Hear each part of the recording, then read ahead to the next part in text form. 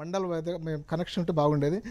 చండూరు మండలం 572, Chandur municipality 354, Choutuppal mandal 1421, Choutuppal municipality 1107, Gattuppal mandal 308, Marriguda 805, Munugode mandal 787, Nampally mandal 763, Narayanapuram mandal 1068 sample తీసుకున్నాం టోటల్గా.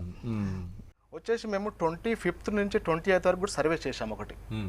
దాంట్లో వచ్చేసి బీజేపీ 45.1%, బీజేపీ 45.1%, టీఆర్ఎస్ 46.3%,